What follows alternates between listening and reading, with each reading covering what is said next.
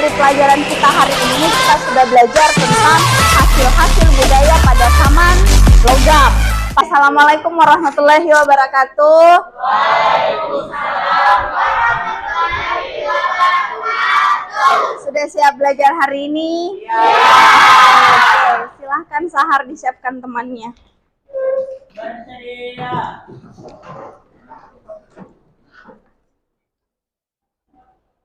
Beri salam. Assalamualaikum warahmatullahi wabarakatuh. Waalaikumsalam warahmatullahi wabarakatuh. Haji. Sebelum belajar melakukan pada kegiatan masing-masing. Dimulai.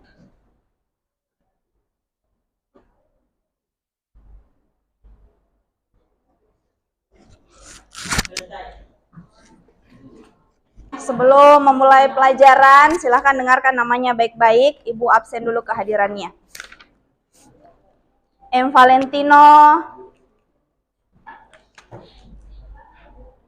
Alia Nurrahma, Latifah Tun,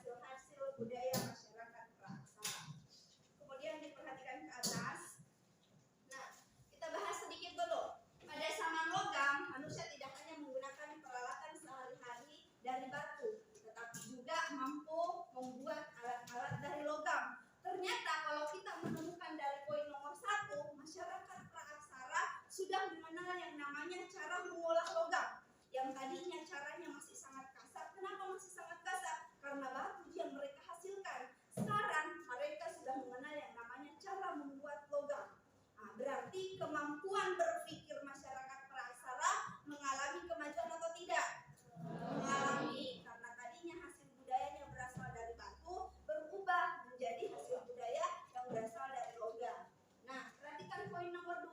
Manusia yang hidup pada zaman logam dikatakan telah mengembangkan teknologi yang cukup tinggi, sebab logam tidak dapat dipecah dan dipahat dengan mudah sebagaimana halnya batu. Nah, di pertemuan sebelumnya pada zaman batu, orang masih mengasah batu. Batu itu dibuat sedemikian rupa, misalnya dibuat seperti kapak genggam. Kalau kalian lihat kapak yang sekarang yang sudah ada ujungnya, nah dibuat seperti itu. Sedangkan pada masa logam mereka sudah mampu mengolah dalam hal apa? Mereka tidak lagi dipecah dan dipahat, tetapi ada cara-cara untuk membuat atau mengolah logam tersebut. Itulah nanti yang kita cari. Bagaimana caranya orang melakukan pengolahan logam. Nah, kemudian selanjutnya Ibu lanjut. Menurut perkembangannya, saman logam dapat dibagi menjadi 3. Yang tadi Ibu katakan. Yang pertama saman tembaga, yang kedua saman perunggu, dan saman besi. Namun, kepulauan Indonesia hanya mengenal 2 saman saja. Yang pertama adalah saman perunggu dan yang kedua adalah saman besi. Berarti saman apa yang tidak dikenal di Indonesia? Saman tembaga. Saman tembaga tidak dikenal di Indonesia dan tidak ada hasil-hasil budaya yang berasal dari tembaga. Yang ditemukan adalah hasil-hasil budaya dari perunggu dan besi. Paham sampai di sini? Oke. Silakan disimak dulu baik-baik video yang Ibu tampilkan. Ini adalah salah satu berita yang Ibu ambil di YouTube. Silakan kalian simak baik-baik. Sekarang di pasaran, ternyata satu desa di Yogyakarta yang penduduknya masih setia bekerja sebagai pemakai besi.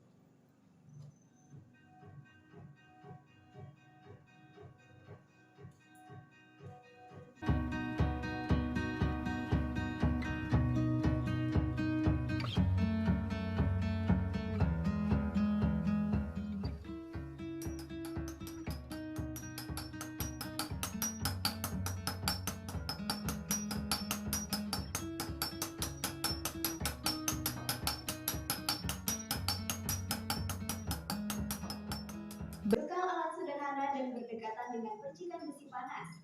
Itulah resiko besar yang dijalani oleh para perajin besi tempat di Dusun Kajar, Desa Piaman, Wonosari, Yogyakarta.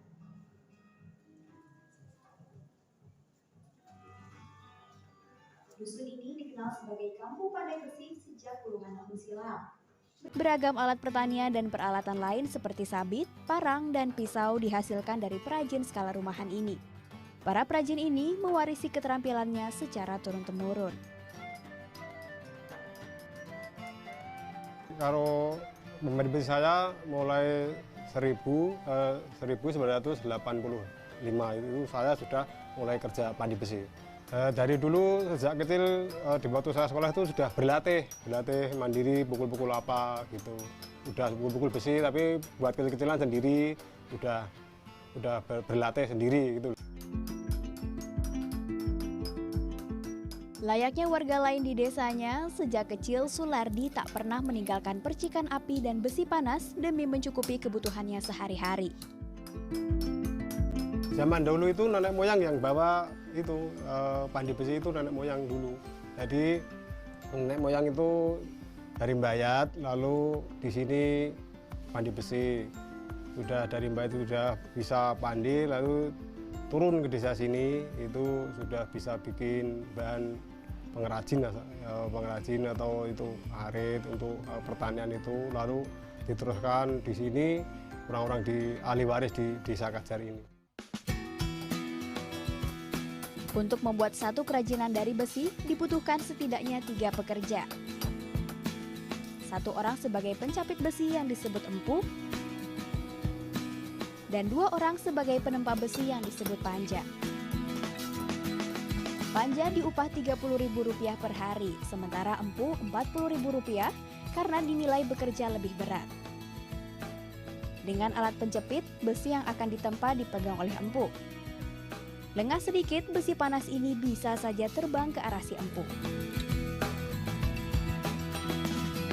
Di tengah panas perapian sepanjang hari, para perajin melindungi kakinya dari percikan api hanya dengan alas selembar kain. Tak hanya beresiko terkena percikan api, mereka pun harus memiliki tenaga dan fisik yang ekstra kuat.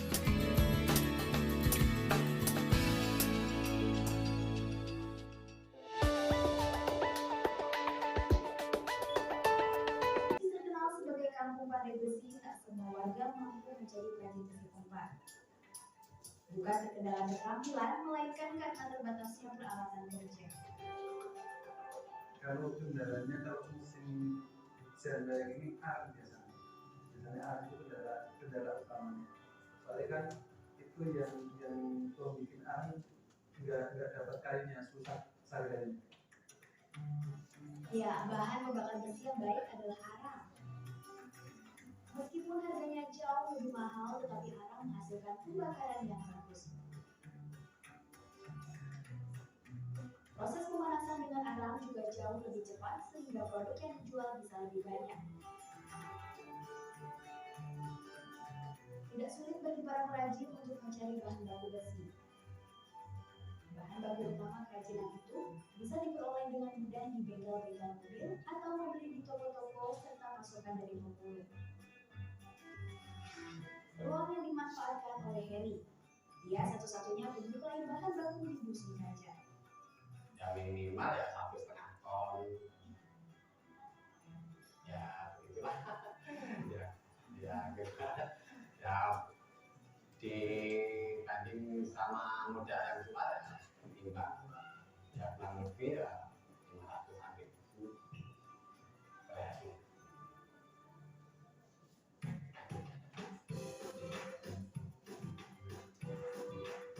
Memasarkan peralatan dari besi justru lebih sulit daripada membuatnya. Selama ini, pasar-pasar perkakas buatan lokal ini justru kurang diberdayakan. Padahal produk keluaran Kajar kualitasnya tak kalah dibandingkan dengan produk-produk yang ada di pasaran. Karena kalau yang stand itu ya cuma warnanya aja yang lebih takut yang buatan Kajar. Selain buatan pabrik lokal, keberadaan pandai besi di dusun Kajar juga mulai tergusur oleh banyaknya produk impor dari Cina yang membanjiri pasaran. Persaingan itu kan semakin banyak terus, tapi kalau bikinan batik tetap aja nggak mungkin kalah. Soalnya kalau bahan-bahan itu yang dari pabrik dari Cina misalnya itu kan cuma besi-besi cor-cor nggak bisa apa. Padahal kalau udah misalnya nggak tajam itu nggak bisa. Soalnya kan besinya besi nggak bagus. Kalau kualitas kita kan sangat bagus, soalnya kadar basanya sangat tinggi sekali.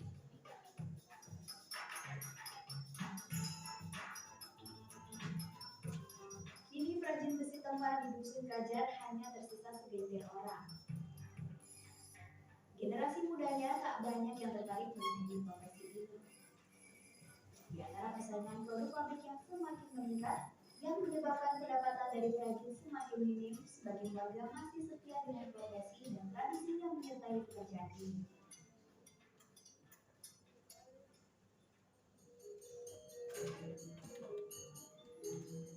Ya, hampir setiap hari usai menempa besi, mereka berkumpul untuk sekedar bercerita dan berlatih kembali bersama. Meski berprofesi sama, tak ada rasa bersaing antara mereka.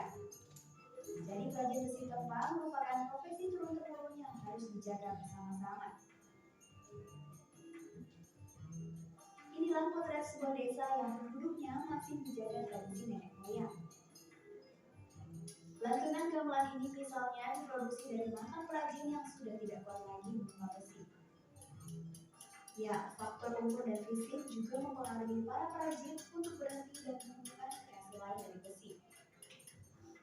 Ya dulu kan profesi saya itu sebagai pandai besi. Setelah saya tuh umurnya itu udah tua begini kan, ini kan giringan kan. Tenaga saya mengabdi tenaga saya itu kan ini kan giringan saya lantas profesi membuat gamelan.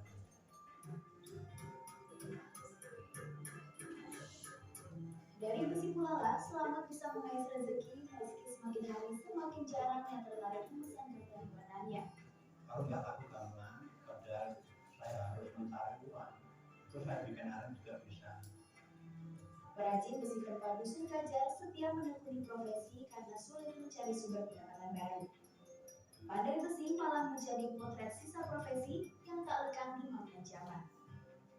Priyanti Isyana, Bayu Pamungkas melaporkan untuk Net.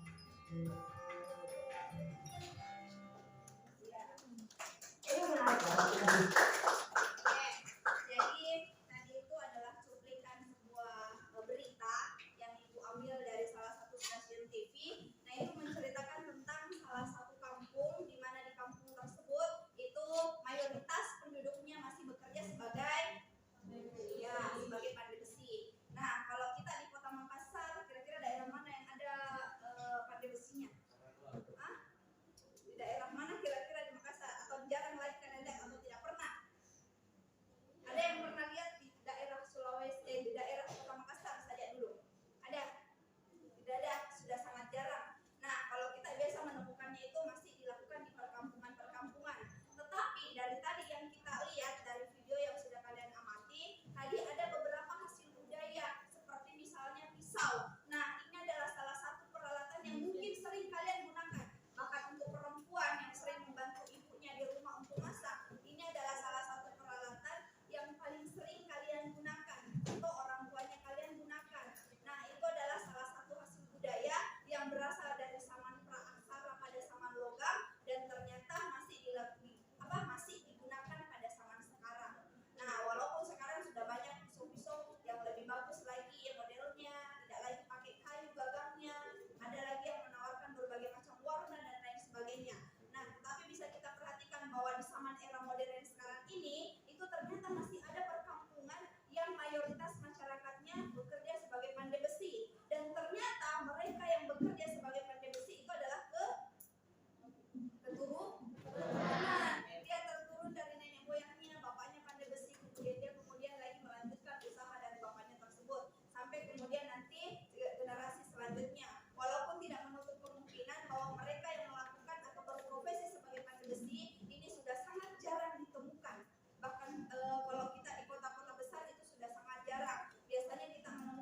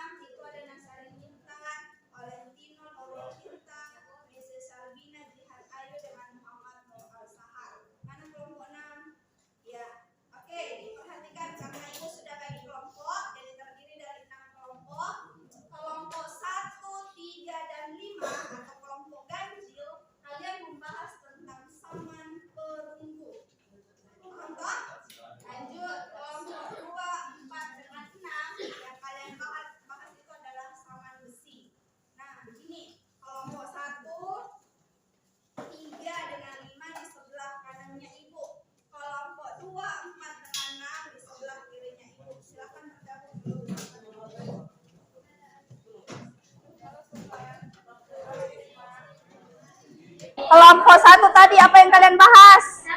Oke, samaan perunggu.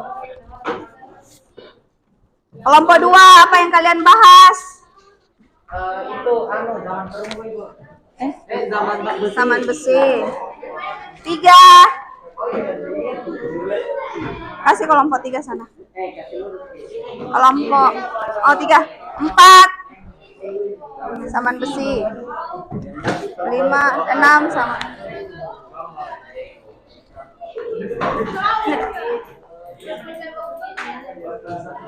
Oke, sama-sama dulu. Silakan sekarang tulis nama kelompoknya dengan nama kelasnya.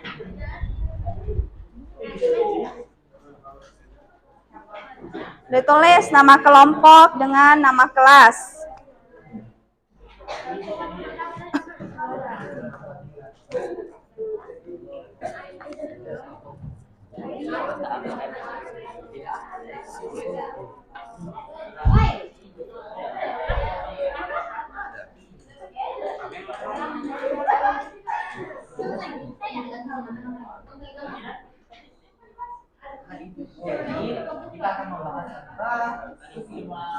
Ya. Yang kalian cari itu hasil budayanya. Kalau yang samaan perunggu berarti kalian cari hasil budaya samaan perunggu. Sebanyak mungkin kalian dapat lebih bagus. Samaan besi, cari hasil budaya samaan besi dengan teknik peleburan logam samaan besi. Kelompok 2, 4, 6, 2 kalian cari hasil budayanya sama teknik peleburan besinya. Kelompok 1, 3, 5 kalian cari sebanyak mungkin hasil budayanya. Karena kalau samaan perunggu itu lebih banyak hasil budayanya dibandingkan samaan besi.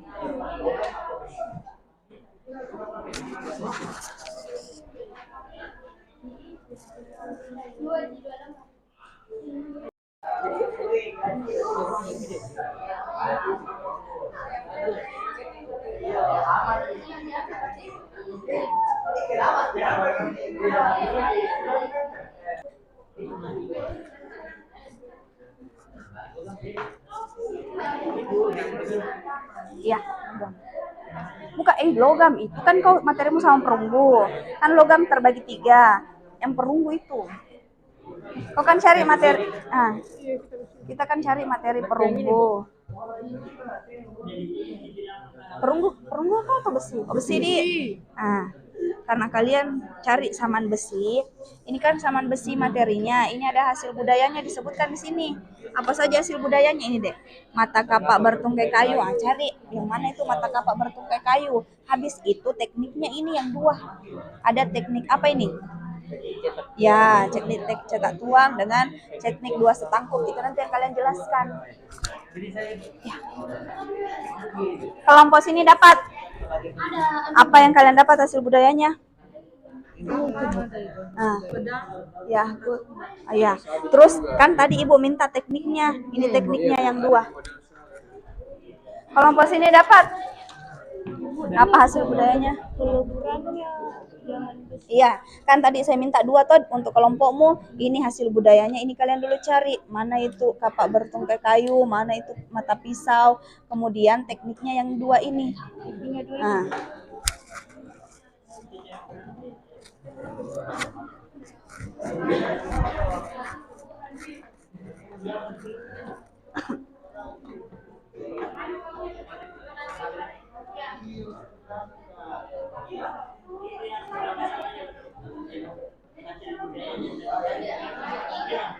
Kelompok sini.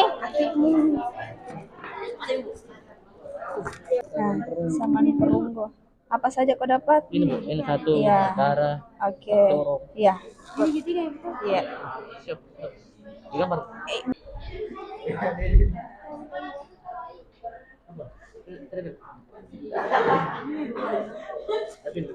Bawah ya, ke bawah lagi, agak ke bawah lagi.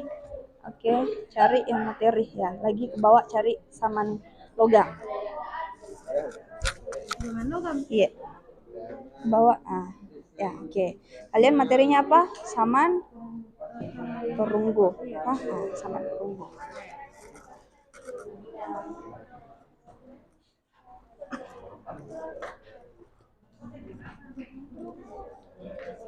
Materimu tadi saman apa dapat saman logam ya. Buka itu, ada berapa di situ yang saya tulis.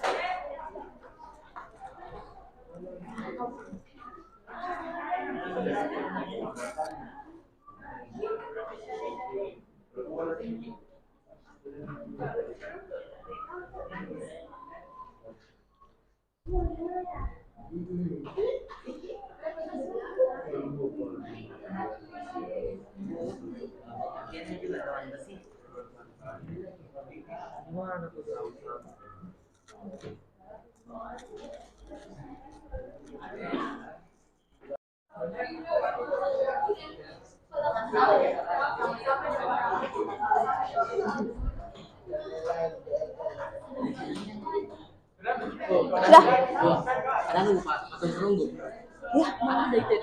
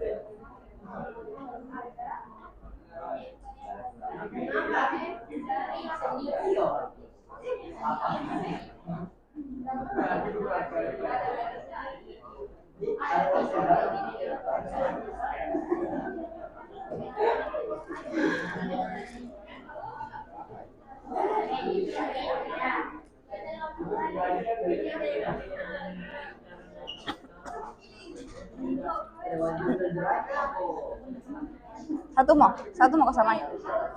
Satu mau ke samanya.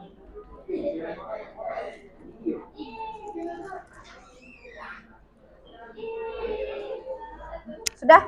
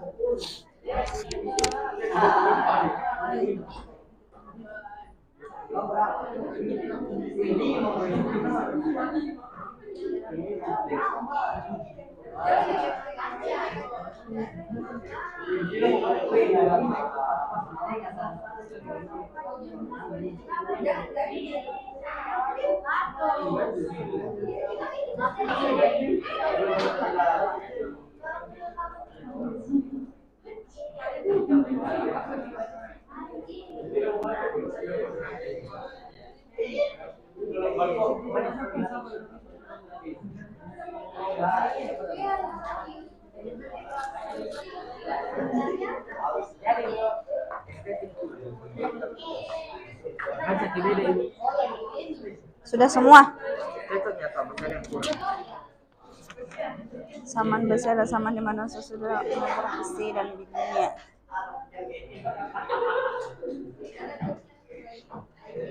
Kau tidak jelaskan memang hasil-hasil budayanya?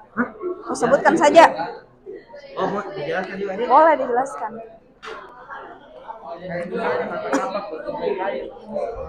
Sudah? Belum Ibu. Mana hasil budayanya kalian dapat? Dari gini ke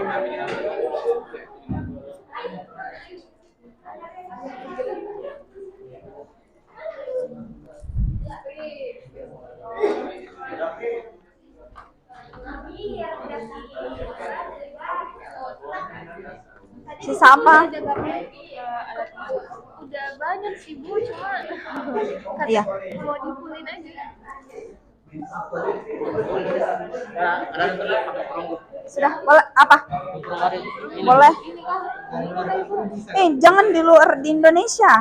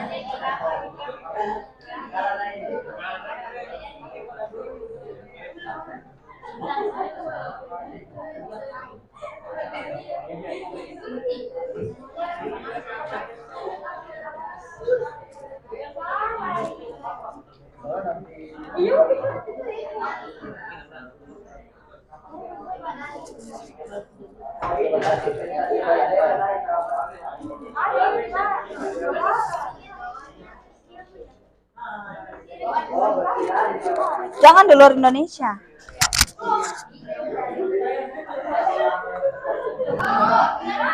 Sudah. Perhatikan lokasinya nah, jangan di luar Indonesia.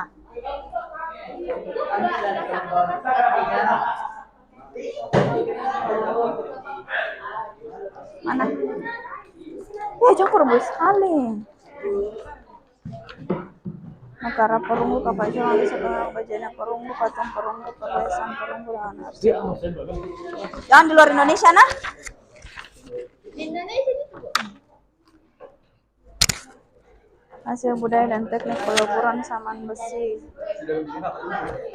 Kalian tidak jelaskan hasil budayanya?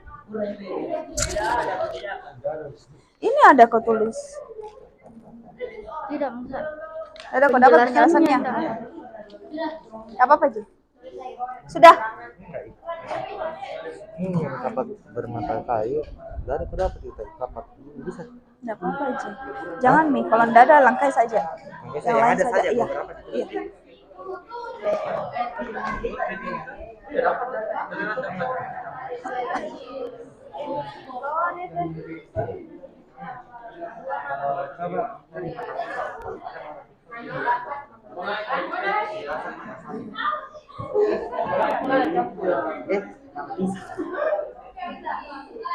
Penjelasan mata pisau. Dari mata pisau ada di tas ikan ada. Ini ada. Bukan pisau. Pisau sama mata pisau udah sama. Mata pisau saja. Ini ada. Bacakan mana? Mata pisau. Pada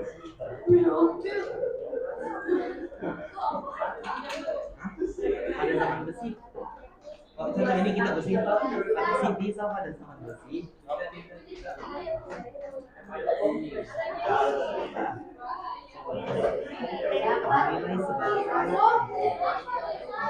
Dinilai sebagai alat yang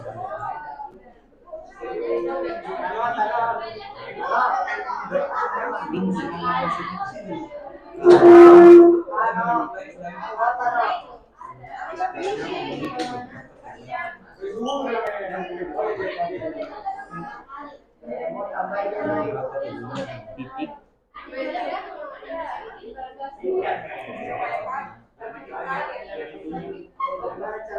Titik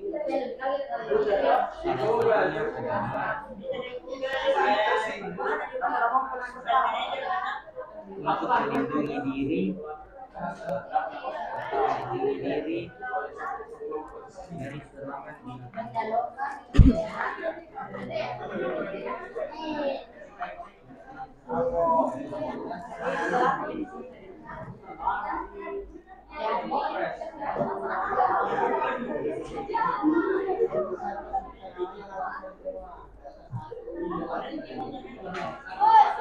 Sudah, ya. Tunggu yang lain.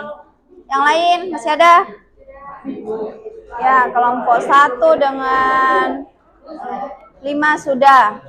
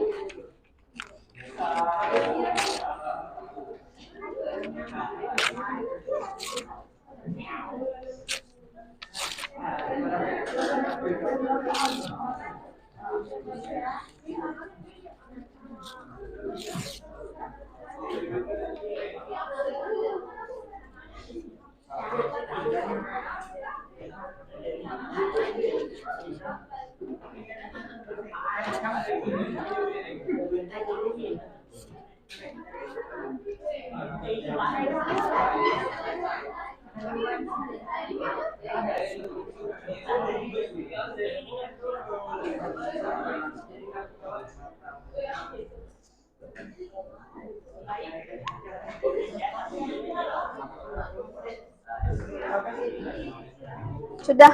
Kelompok 3 sudah. 5 sudah. 3 Sudah, Bu. sudah. 6 sudah. Berarti sisa 2.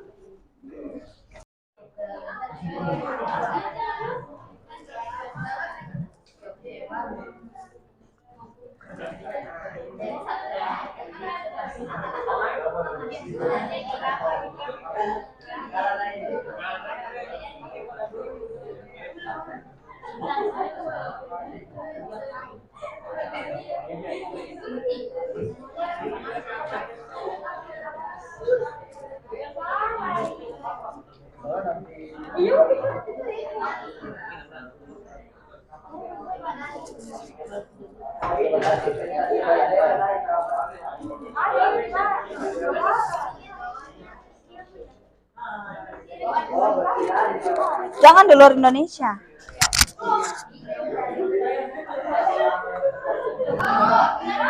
Sudah. Perhatikan lokasinya, nah, jangan di luar Indonesia.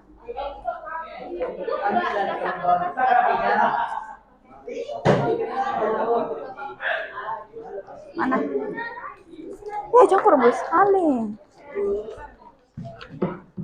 Negara perunggu, kapal Jepang bisa bajanya perunggu, patung perunggu, perhiasan perunggu, dan arsip. Jangan di luar Indonesia nah. Di Indonesia itu. Hasil budaya dan teknik peluburan saman besi. Kalian tidak jelaskan hasil budayanya? Ini ada kau tulis. Tidak, Ustaz. Ada kau dapat penjelasannya? Apa Ji? Sudah. Ini yang kapak bermata kayu. Dari aku dapat itu kapak bisa. Tidak apa-apa Ji. Jangan Mi, kalau tidak ada langkai saja. Yang lain ada saja. Iya. Iya.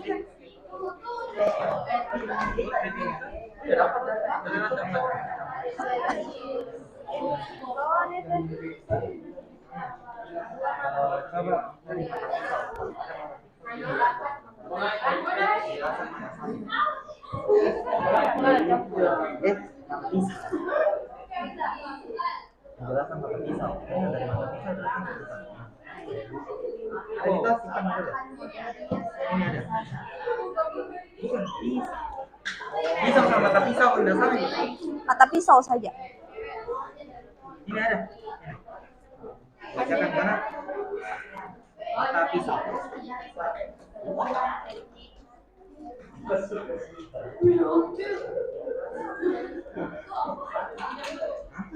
Pada zaman besi. Oh, contoh ini kita besi pisau pada zaman besi.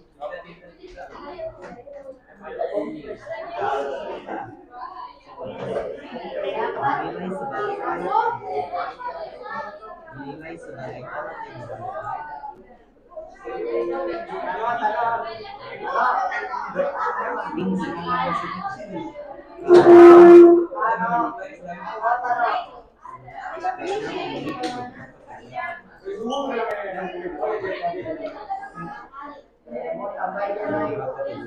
titik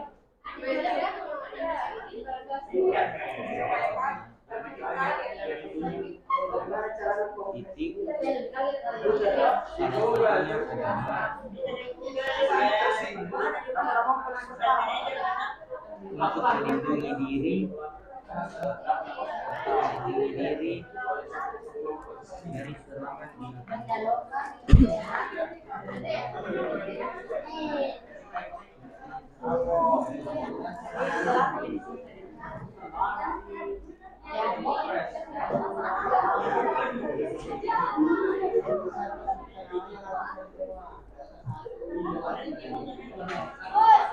Sudah, ya. Tunggu yang lain. Yang lain masih ada? Ya, kelompok 1 dengan 5 sudah.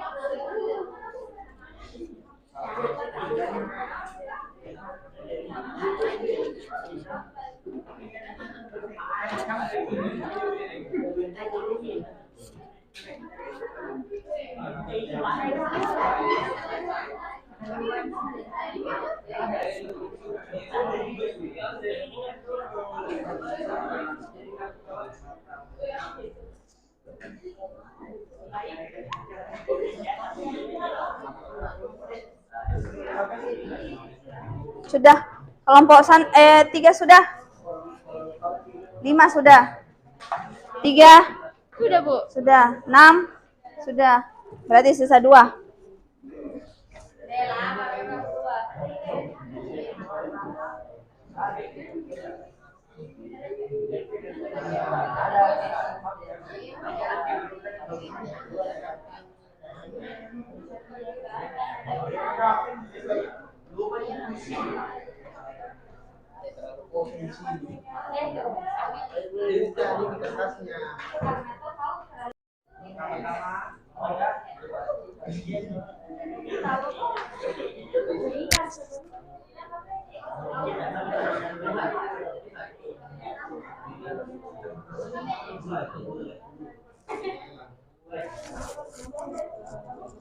Berarti sisa 2 dengan 4.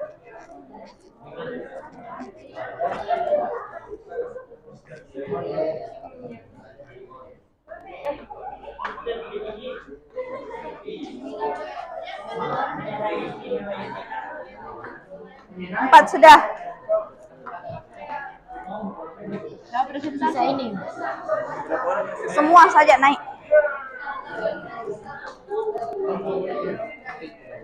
Oke, presentasinya begini nah, semua presentasi. Jadi bagi-bagi materinya yang ada atau yang sudah kalian dapat. Siapa yang bahas materi ini? Siapa yang bahas materi yang kedua?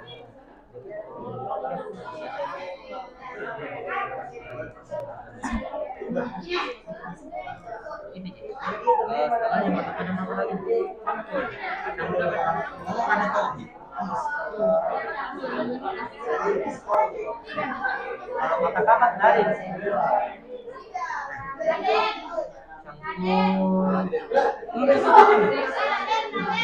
campur pada zaman bersih.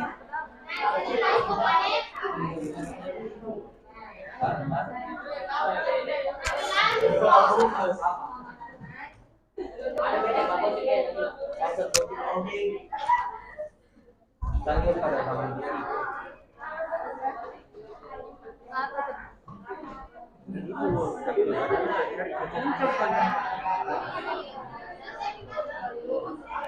Oke, campur sederhana yang terbaik dari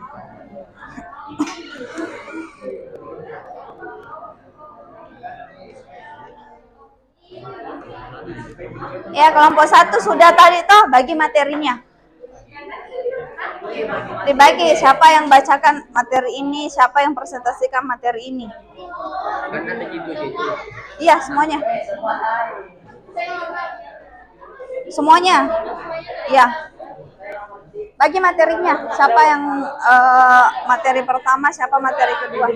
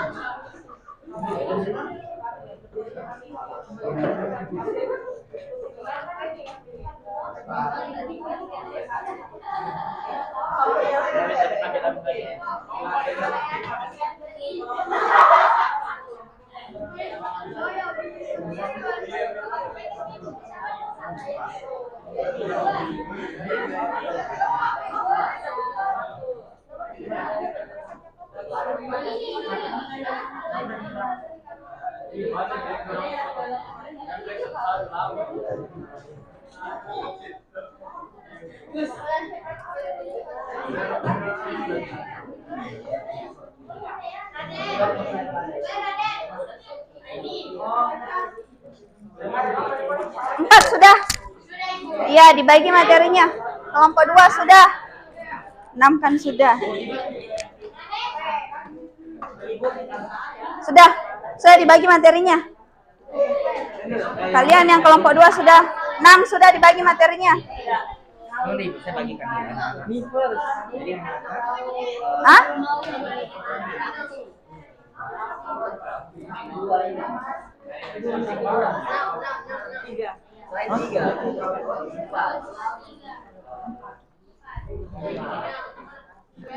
Oke, sudah ya. Karena sudah semua, perwakilan kelompok sini dulu. 1 orang, 1 kelompok 1, 1 kelompok 2. Nah, sini berdiri. Ya, perwakilan kelompok 2. Oke, begini. Supaya adil, kalian yang teman kalian yang perwakilan kelompoknya kalian, mereka yang akan cabut nomor berapa kalian tampil atau kalian tampil ke berapa, pertama kah, kedua sampai ke 6. Nah, jadi tampilnya kalian tergantung sama nomor yang temannya kalian pilih. Bismillahirrahmanirrahim. Apa ini, Bu? Angka berapa, Bu? Oke, kelompok 1.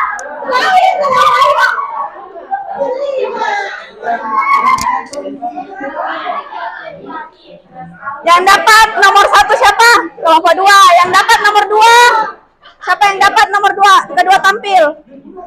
Oh, ini. 3, 4, 5, 6 siapa? 6 di sini.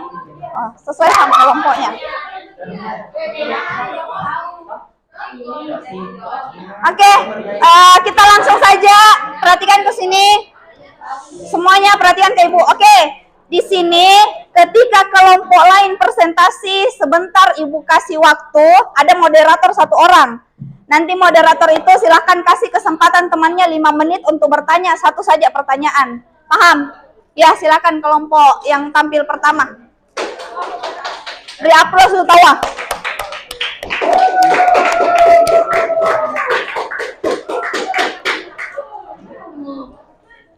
Ya, sini silahkan berdiri. Kelompok 4. Ya. Siapa yang mau buka diskusinya? Ya. Cepat deh. Ya. Oke. Silakan diperhatikan, disimak baik-baik. Kalau ada yang tidak kalian pahami, silakan bertanya, tapi cukup 1 penanya saja. Silakan kelompok 4.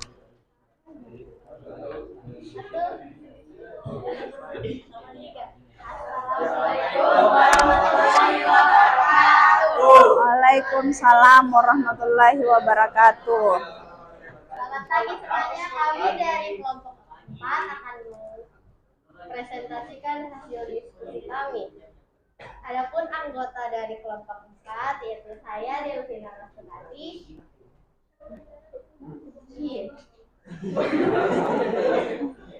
Muhammad Sultan Akbar, Alia Nurama, Arisma, dan Mutia Arifia. Judul materi kami filsafat besi. Agak keras suaranya, nah. Di sini saya akan menjelaskan teknik pengembangan besi. Teknik pengembangan besi lebih solid dan teknik pengembangan tembaga maupun topik itu. Bertanya, nah. Lebih kurang 3.500 Celcius. Pembuatan alat besi memerlukan teknik khusus yang mungkin hanya dimiliki oleh sebagian anggota masyarakat yakni golongan. Iya.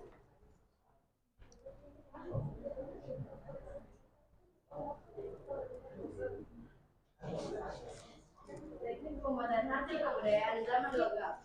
Teknik yang digunakan untuk kolaborasi besi terbagi menjadi 2, yaitu pertama teknik cetak uang atau bisa disebut teknik ice-share method. Teknik pembuatan hasil kebudayaan pada zaman logam pertama ialah teknik cetak uang atau teknik ice-share method. Adapun langkah awal pembuatan benda logam menggunakan teknik tersebut, yaitu menikmati A. Langkah pertama ialah membuat model logam menggunakan lilin dan bahan dasar sesuai keinginan. B. Lapisi model dengan lilin menggunakan tanah liat. Setelah tanah liat dibakar, kemudian dipanaskan dengan api sehingga dapat mencairkan lilin melalui lubang bawah di bagian modelnya. bagian atas model telah dipersiapkan untuk memasukkan cairan logam. Lalu tunggu sampai dingin cairan logamnya. D. Kemudian pecahkan model tanah liat. Setelah logam cairnya dingin, benda logam yang diinginkan akhirnya adalah D. Yang kedua, teknik membuat tercampur atau teknik dipalkan. Teknik pembuatan hasil kebudayaan zaman logam selanjutnya ialah teknik tercampur atau teknik dipalkan. Adapun masalah pembuatan benda logam menggunakan teknik yaitu mengikuti A. Langkah pertama membuat cetakan model dengan model yang dimasukkan. B. Setelah itu logam cair dimasukkan dalam cetakan tadi. C. Lalu saling campurkan kedua cetakan tersebut. D. Tunggu sampai logam dingin sehingga dapat dibuka cetakannya. D. Benda logam yang tersebut telah jadi. Selanjutnya ada kelebihan dan kekurangan dari dua teknik yang dapat digunakan. Yang pertama ada teknik cetak tuang. Kelebihannya adalah detail dari benda yang diinginkan menjadi lebih sempurna. Sementara kekurangannya hanya dapat menggunakan cetakan modelnya sekali saja. Teknik yang kedua yaitu teknik dua sekangkung. Kelebihannya dapat menggunakan cetakannya berulang kali. Sementara kekurangannya benda logam yang telah jadi terdapat rongga di dalamnya, sehingga bendanya tidak terlalu kuat. Adapun hasil kebudayaan zaman besi, alat besi banyak ditemukan di Indonesia berupa alat keperluan sehari-hari. Contohnya pisau, sabit, kapak-kapak, pedang, dan mata tombak. Adapun lokasi penemuannya di Gunung Kidul Yogyakarta, Bogor Jawa Barat, Besuki dan Hulu Jawa Timur. Iya, dipersilahkan temannya bertanya. Ada yang ingin bertanya? Iya, dari presentasi kelompok 4, ada yang ingin ditanyakan? Kelompok 1, 3, dan 5. Kelompok 2. Kelompok 6. Ada yang ingin ditanyakan? Yang lain? Tidak ada? Oke, berarti Ibu anggap materi dari kelompok 2 ini sudah lengkap karena tidak ada yang perlu ditanyakan. Beri aplaus dulu untuk kelompok 2. Oke, ditutup. Sekian dari kami. Terima kasih. Ya, silakan, tidak apa-apa, duduk. Lanjut, siapa penampil kedua? Ya, silakan kelompok 2.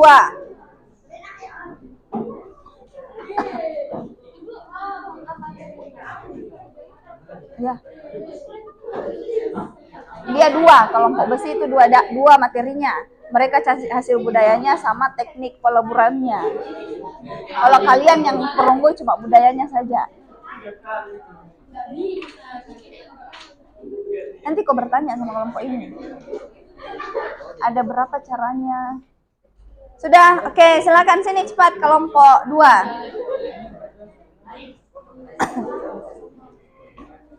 Ya, sebelah sini. Siapa yang buka diskusinya?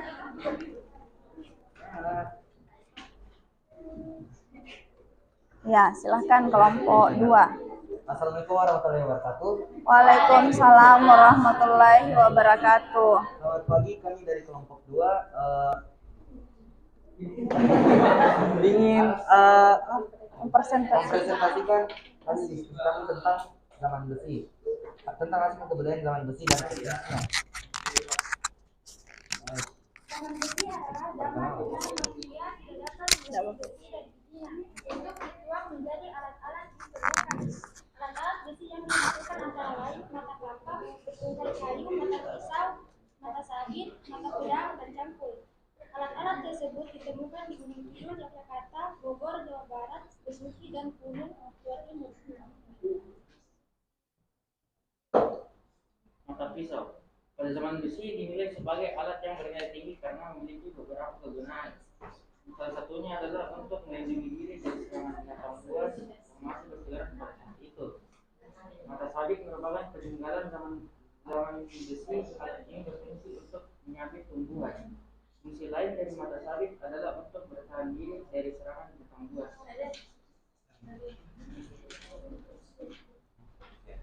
Kemudian mata pedang. Pada zaman besi diciptakan sebagai alat mempertahankan diri, baik dari ancaman binatang buas maupun sebagai senjata ketika terjadi pertikaian dengan komunitas manusia lainnya. Lalu cangkul. cangkul sederhana yang terbuat dari paduan kayu sebagai gagang dan besi sebagai ujungnya sudah dikenal sejak zaman besi. Sama seperti mata sabit, cangkul juga digunakan untuk kepentingan bertani, berkebun alias bercocok tanam. Teknik-teknik pembuatan hasil kebudayaan zaman logam dapat berupa barang-barang perunggu yang perbuatannya menggunakan teknik cetak tuang atau teknik acer perduet dan teknik dua setangkup teknik falso.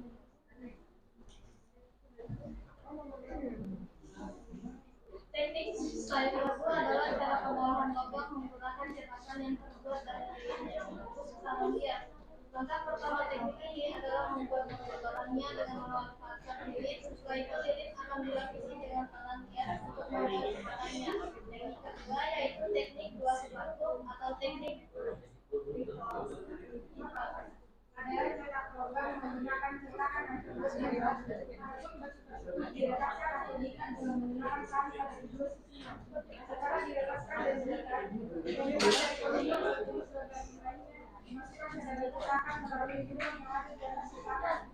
Kemudian teknik dicoba adalah bisa dikerjakan di rumah tembak karena cetakannya yang terbuat dari batu dapat digunakan berkali-kali. Oleh karena itu, teknik ini sangat cocok untuk penggantian barang atau jenis secara massal. Sekian dari presentasi kami mempersilahkan untuk kelompok bertanya. David.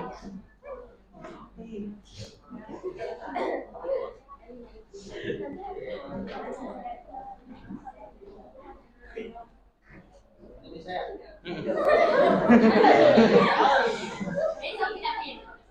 Perkenalkan saya Mas. Saya akan memberi pertanyaan. Jelaskan dua cara teknik pengukuran logam. Jelaskan dua cara teknik pengukuran logam. Oke.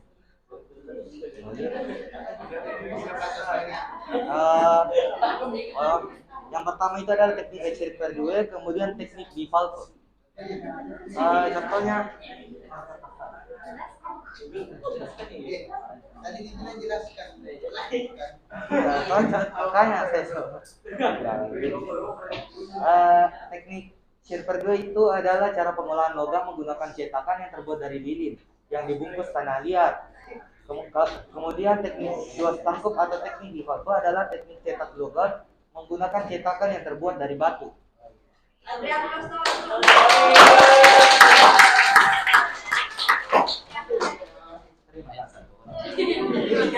Lanjut, siapa penapa? Siapa nih? Oh, dia. Dia bisa.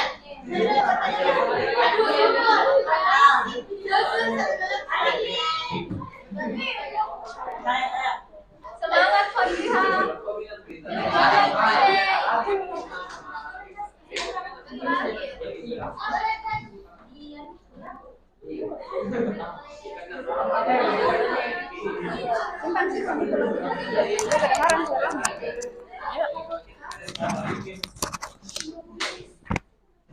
Assalamualaikum warahmatullahi wabarakatuh.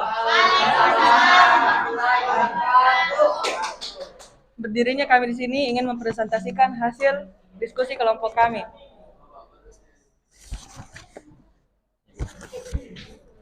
Hasil budaya pada zaman perunggu. Yang pertama, neraka perunggu. Fungsi dari neraka adalah untuk simbol apa aku bilang kan? Adalah untuk simbol status sosial dan sarana upacara, baik upacara kematian ataupun kesuburan. Selain itu, nakara juga berfungsi untuk memanggil hujan dan memanggil roh leluhur agar turun ke dunia berkahnya. Hal ini terlihat dalam beberapa negara yang memiliki hiasan tertentu. Yang kedua yaitu kapak corong atau kapak sepatu negara perunggu, merupakan hasil kebudayaan zaman logam pada masa perunggu yang terbuat dari hasil proses mencetak logam melalui teknik bivalve maupun acer perdu, kemudian diasah. Fungsi kapak corong pada zaman perunggu ialah untuk mencangkul, sedangkan kegunaan kapak corong kecil ialah untuk mengerjakan kayu. Penemuan kapak corong tersebut berada di Kepulauan Selayar, Sumatera Selatan, dekat Danau Sentani, Papua, Jawa, Bali, dan Sulawesi Tengah. Yang ketiga, bejana perunggu. Bejana perunggu ialah benda yang bentuknya menyerupai gitar Spanyol namun tidak memiliki tangkai. Para ahli di Indonesia menemukan bejana perunggu di daerah Sumatera dan Madura. Penemuan hasil kebudayaan pada zaman logam seperti bejana ini berada di daerah Phnom Penh, Kamboja. Kebudayaan zaman perunggu merupakan hasil asimilasi dari antara masyarakat asli Indonesia, Proto-Melayu dengan bahasa Mongoloid sehingga membentuk tas Deulto Melayu.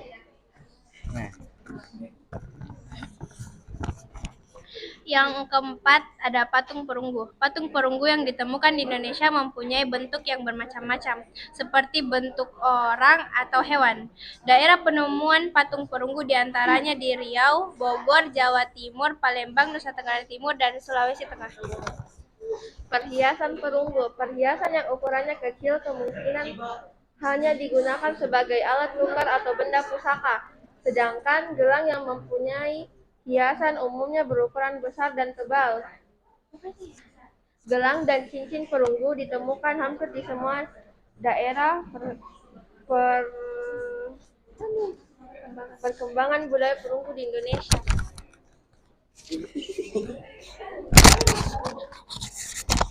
Itulah tadi hasil diskusi dari kelompok kami. Belum.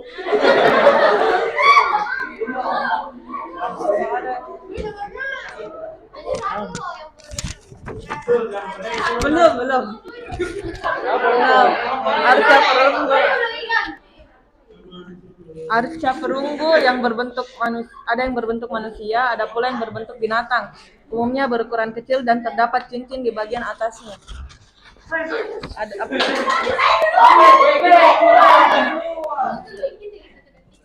Ulang. 1, 2, 3. 1, 2, 3. Ini nih.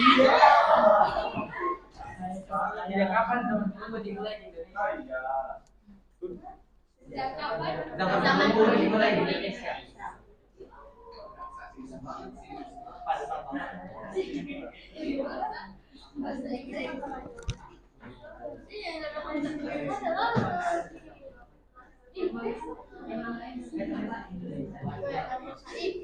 Perunggu di Indonesia terjadi sekitar 2.800 tahun sebelum Masehi. Oke. Itulah tadi hasil presentasi dari kelompok kami. Wassalamualaikum warahmatullahi wabarakatuh.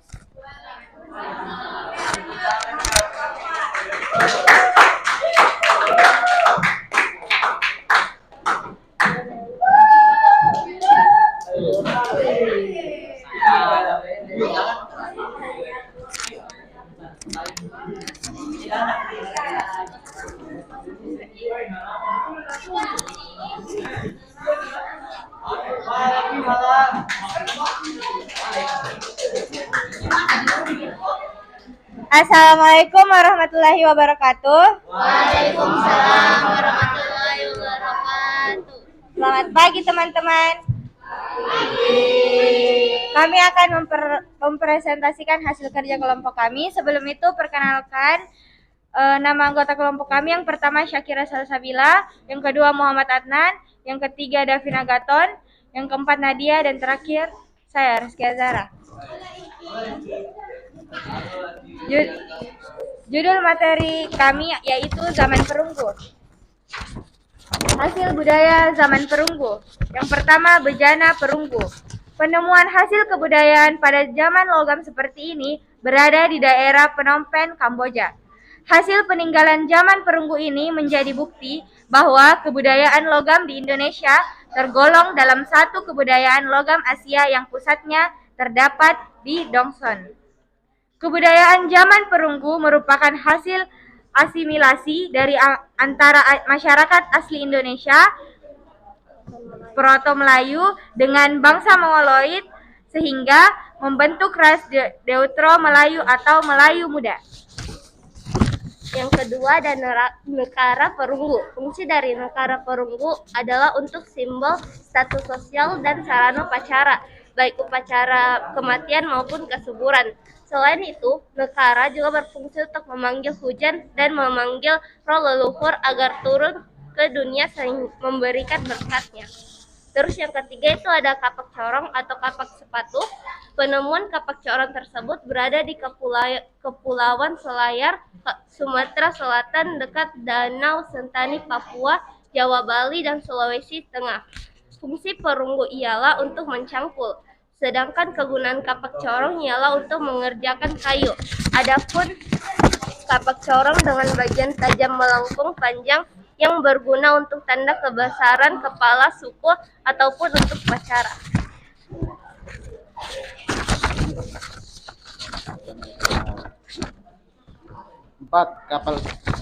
Kapak perunggu. Fungsinya sebagai alat untuk berburu dan juga berkakas yang digunakan untuk bercocok tanam. Selain itu, kapak perunggu juga digunakan untuk keperluan pada saat upacara adat karena kapak perunggu dipercaya masyarakat sebagai benda pusaka. Yang kelima, moko.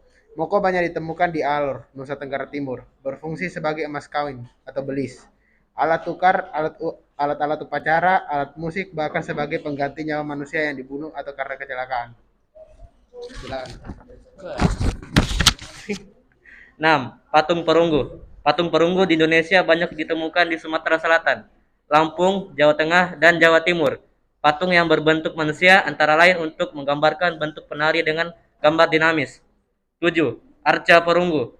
Banyak ditemukan di Bangkinang, Lumajang, dan Bogor. Arca perunggu berfungsi sebagai tempat penyembahan roh, upacara keagamaan.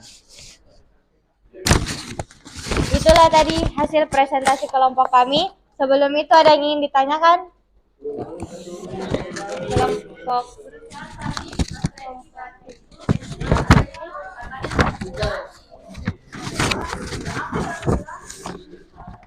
Oke, terima kasih.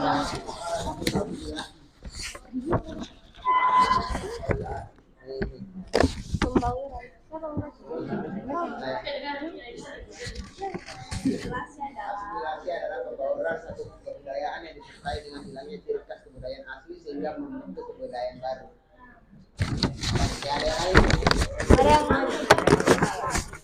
Itulah tadi hasil presentasi kami. Mohon maaf bila ada salah kata atau kekurangan. Wassalamualaikum warahmatullahi wabarakatuh. Oke, lanjut. Kelompok yang tampil kelima siapa? Ya, kelompok 1.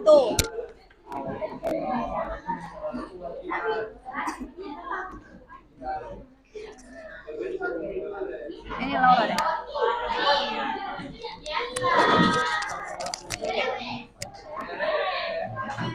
Iya lupa. Saya moderator. Dari sana 1, 2, 3. 1, 2, 3. Kok kembali ke kelompok?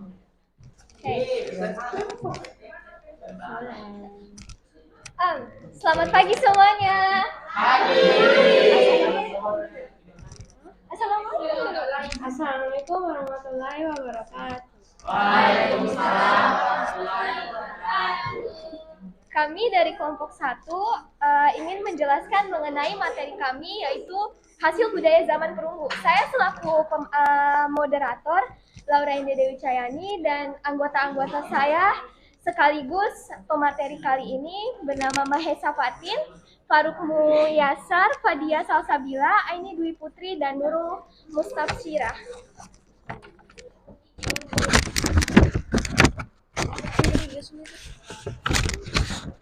Nomor 1 ada Nekara Perunggu, berfungsi sebagai mas kawin, benda pusaka, alat musik, alat tukar perdagangan zaman dulu.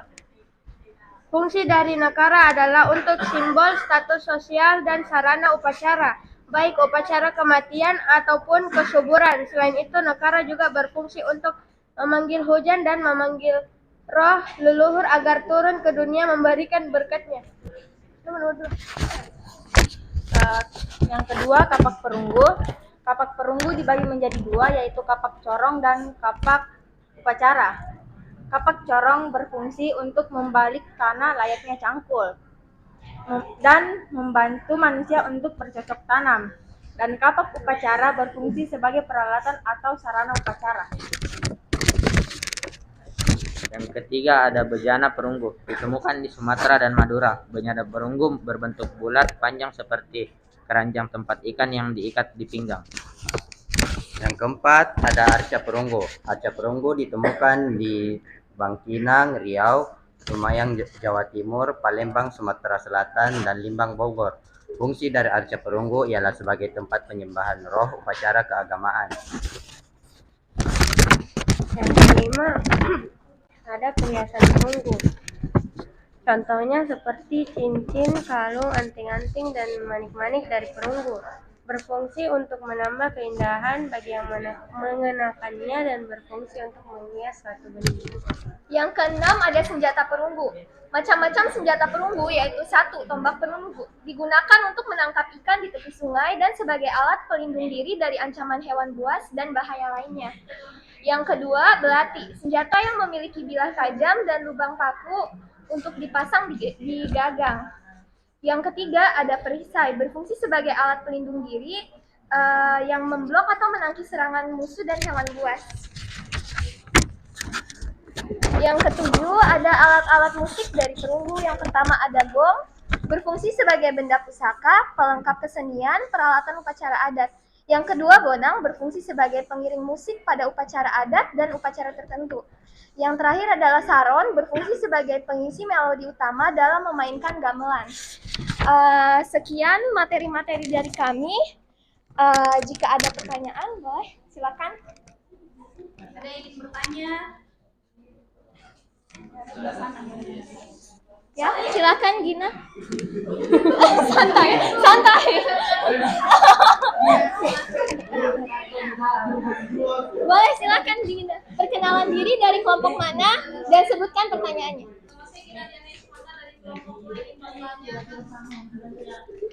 Kalian menjelaskan fungsi dari arca itu sebagai tempat untuk melakukan upacara keagamaan. Agama apa itu?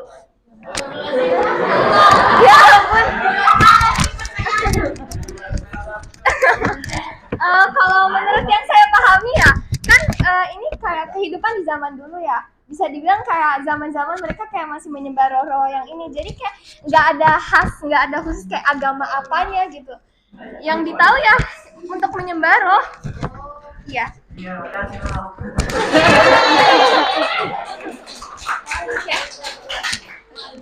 Sekian dari kelompok kami. Bila ada kesalahan, mohon dimaafkan. Oke,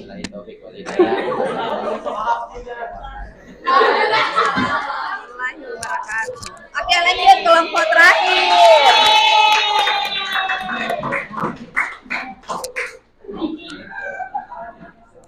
Siapa kelompok terakhir? Silahkan tampil.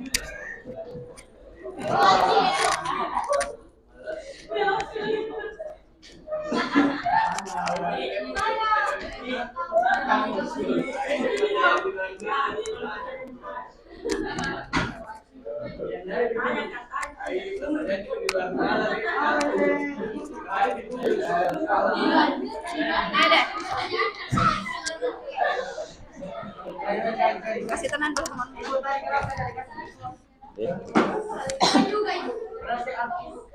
Baik, assalamualaikum warahmatullahi wabarakatuh. Sebelum saya mempresentasikan hasil kerja kelompok kami, izinkan saya untuk membacakan nama-nama anggota saya. Yang pertama, M. Valentino, kedua Muhammad Nurul Zahar, ketiga Mesya Salbina, keempat Nurul Cinta, kelima Jihan Ayu, dan keenam Nadarin Intan. Judul materi kami yakni hasil budaya dan teknik peleburan di zaman besi. Pertama, hasil budaya yang ditemukan pada saat zaman besi. Alat-alat besi yang dihasilkan yaitu mata kapak bertungkai kayu, mata pisau, mata sabit, mata pedang, dan cangkul. Fungsi dari alat-alat yang ditemukan yakni sebagai alat keperluan sehari-hari. Teknik peleburan besi lebih sulit dari teknik peleburan tembaga maupun perunggu sebab melebur besi membutuhkan panas yang sangat tinggi, yaitu kurang lebih 3.500 Celcius. Alat besi yang banyak ditemukan di Indonesia berupa keperluan sehari-hari seperti pisau, sabit, mata kapak, pedang, dan marta tombak. Pembuatan alat besi memerlukan teknik khusus yang mungkin hanya dimiliki oleh sebagian anggota masyarakat, yakni golongan undagi. Teknik pembuatan hasil kebudayaan ada dua, yaitu yang pertama teknik cetak tuang. Langkah pertama ialah membuat model logam menggunakan lilin dan bahan dasar sesuai keinginan.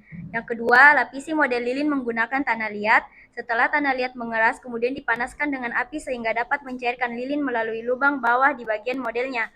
Yang ketiga, bagian atas tanah liat setelah logam cairnya dingin. Benda logam yang diinginkan akhirnya telah jadi. Nomor 2, teknik 2 setangkup atau teknik BIF. 1. Langkah pertama membuat cetakan model dengan model yang ditangkupkan. 2. Setelah itu logam cair dituangkan dalam cetakan tadi. 3. Lalu saling ditangkupkan kedua cetakan tersebut.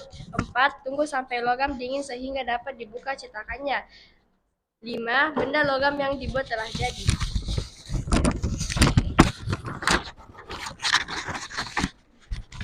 Adapun kelebihan dan kekurangannya dari teknik 2 setangkup, yaitu dapat menggunakan cetakannya berulang kali, sedangkan kekurangan teknik B5 ialah benda logam yang telah jadi terdapat rongga di dalamnya, sehingga bendanya tidak terlalu kuat. Adapun kelebihan dan kekurangannya, kelebihan teknik cetak tuang yaitu detail dari benda yang diinginkan menjadi lebih sempurna, sedangkan kekurangannya ialah hanya dapat menggunakan cetakan modelnya sekali saja. Baik, seperti itu hasil presentasi kami. Apa ada yang ingin bertanya? Baik, silahkan Haris.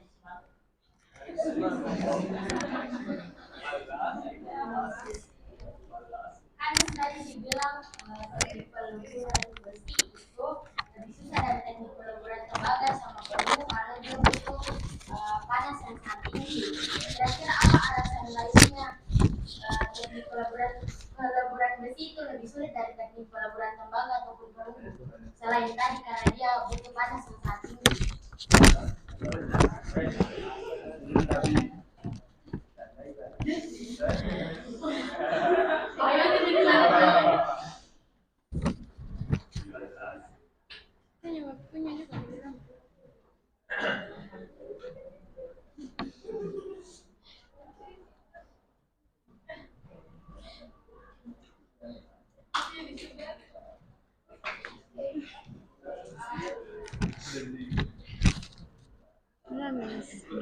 Saya bisa ada waktunya lebih lama. Lebih lama waktu yang digunakan, waktunya juga. Oh baik, jadi saya akan menjawab pertanyaan dari kelompok 4. Jadi kenapa besi lebih sulit dibentuk daripada tembaga maupun perunggu? Karena dari yang disebutkan, karena besi butuh titik lebur yang lebih tinggi, jadi lebih susah juga dibentuk sehingga juga memerlukan waktu yang lebih lama.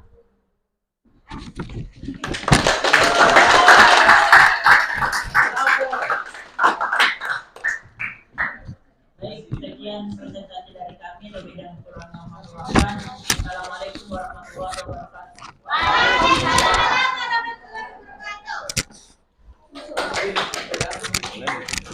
Oke, sebentar sih.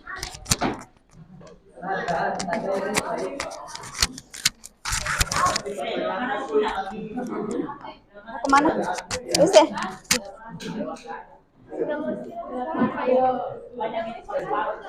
Oke, diperhatikan ke atas. Tadi kita sudah bahas tentang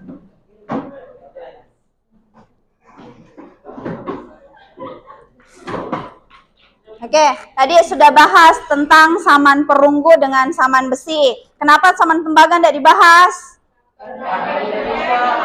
Ya, tidak ada hasil-hasil budaya yang ditemukan yang berasal dari tembaga di Indonesia. Tapi di negara lain yang di Asia Tenggara mereka mengalami yang namanya saman tembaga. Cuman di Indonesia tidak mengalami yang namanya saman tembaga. Satu orang yang bisa menyebutkan dari kelompok 1, 3, dengan 5, sebutkan minimal 4 hasil budaya saman perunggu. Ada yang bisa? Kelompok 1, 3, dan 5. 4 hasil saman perunggu, ya silakan berdiri dek.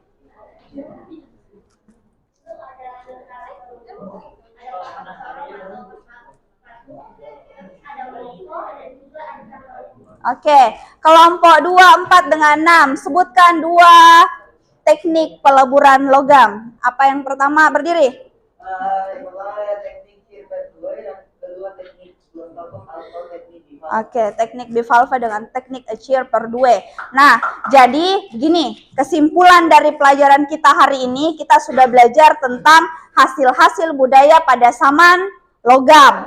Pada saman logam dihasilkan 2 hasil kebudayaan. Yang pertama adalah hasil kebudayaan yang berasal dari saman perunggu.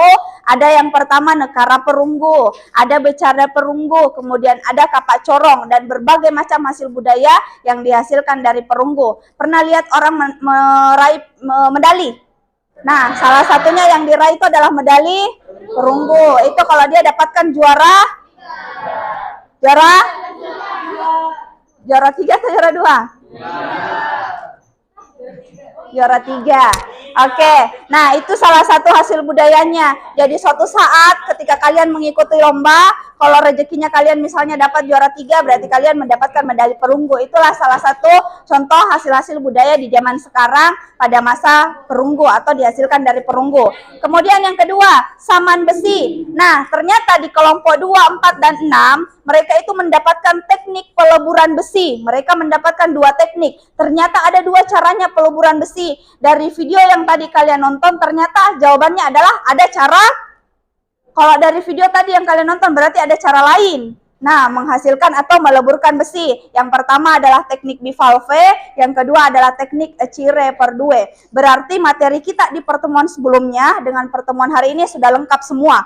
Hasil-hasil budaya saman berdasarkan materialnya itu ada 2. Saman logam dengan saman logam dengan saman batu. Saman batu terbagi menjadi 4. Saman logam terbagi menjadi 3. Tapi di Indonesia hanya 2.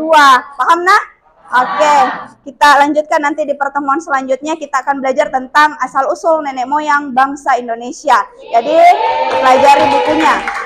Nah, karena kita akan belajar tentang asal-usul nenek moyang bangsa Indonesia, maka kita akan belajar dari mana sebenarnya asal-usul nenek moyang bangsa Indonesia.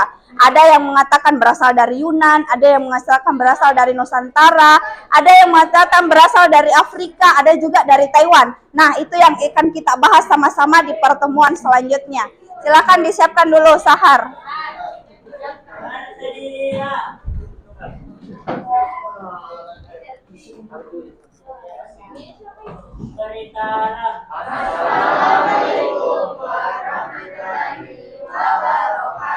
Waalaikumsalam warahmatullahi wabarakatuh.